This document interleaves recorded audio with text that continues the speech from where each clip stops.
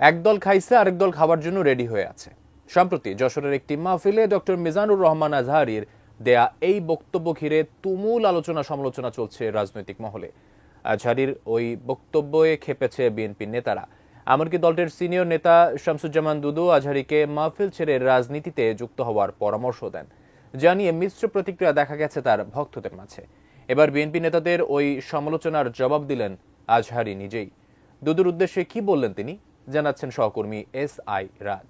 টাকার বিনিময়ে আপনি একটি দলকে হেয় প্রতিপন্ন করবেন, এইটা তো বাংলাদেশের মানুষ আপনার কাছ থেকে আশা করে নাই। কেউ যদি বলতে চায় আমরা খাবার জন্য অপেক্ষায় রয়েছি, তারা বোকার স্বর্গে বাস করছে।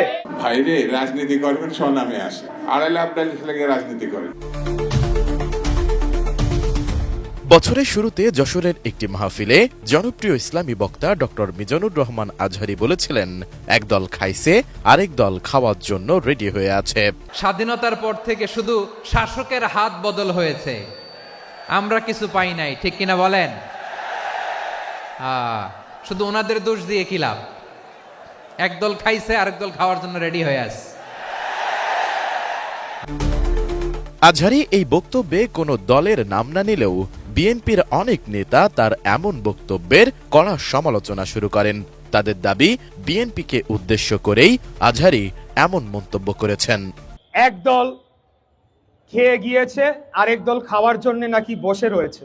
তো আমি তাদের উদ্দেশ্যে বলতে চাই যে এই ধরনের মন্তব্য করে আমাদের যে ঐক্য সৃষ্টি হয়েছিল খুনি হাসিনার বিরুদ্ধে, সেই ঐক্যকে বিনষ্ট করলে সবশেষে গিয়ে দেশ এবং জনগণেরই ক্ষতি হবে। মিজানুর রহমান আজহারী তিনি টাকার বিনিময়ে তার বিভিন্ন অঞ্চলে গিয়ে তিনি ওয়াজ করেন, ভালো কথা, কিন্তু টাকার বিনিময়ে আপনি একটি দলকে হেয় প্রতিপন্ন করবেন, একটি দলের পক্ষে আপনি সাফাই গাবেন, এইটা তো বাংলাদেশের মানুষ আপনার কাছ থেকে আশা করে নাই।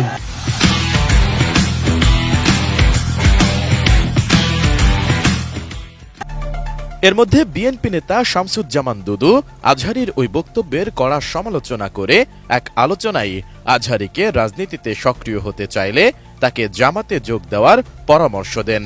ওই যে কে যেন আজহার নাকি মাঝার একজন আছে, আগে ওরা খাইছে এখন এরা খেতেছে না, কি বলছে না? ভাইরে রাজনীতি করবেন স্বনামে আসে, আড়াইলে আবদালিশ লেগে রাজনীতি করেন।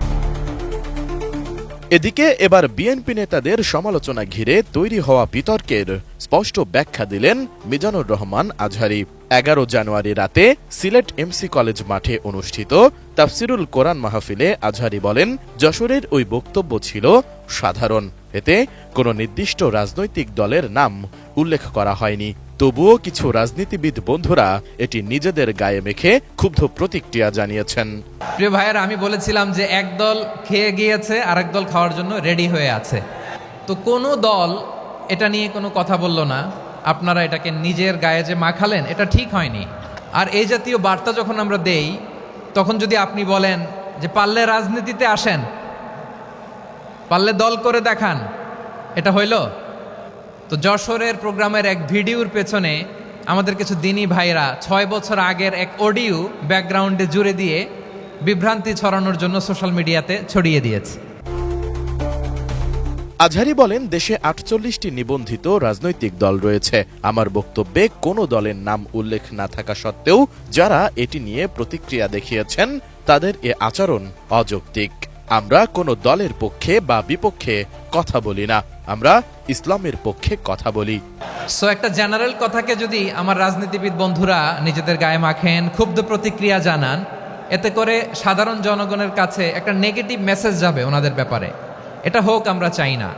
এদেশের যত এই যে আমার ভাইয়েরা, এই যে, তো আমার প্রিয় রাজনীতিবিদ বন্ধুদের আমি বলবো, কথাটা ছিল ভেরি জেনারেল, এটা নিজেদের গায়ে মাখানোর কোনো দরকার নাই। বিএনপি নেতাদের উদ্দেশ্যে জনপ্রিয় এই ইসলামী বক্তা বলেন, আমি একজন আলেম, এর বাইরে আমার একটি পরিচয় রয়েছে। আমি বাংলাদেশের একজন সাধারণ নাগরিক। আমার দেশের যে কোনো সমস্যা ও অসঙ্গতির বিষয়ে মত প্রকাশের স্বাধীনতা রয়েছে।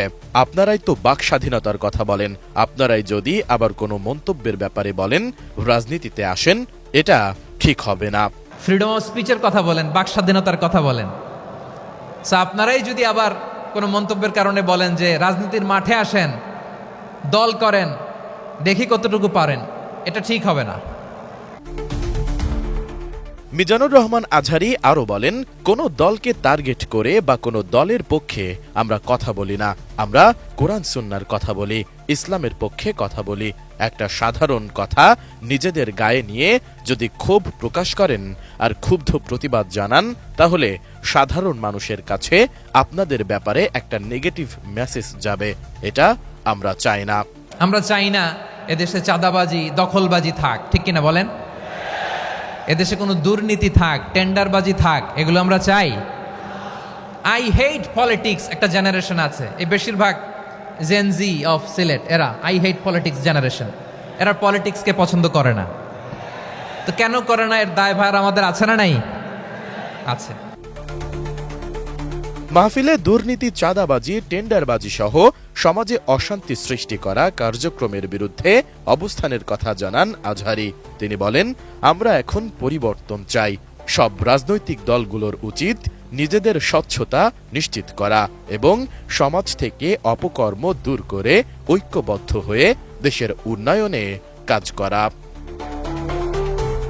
S I Raj, ATN news.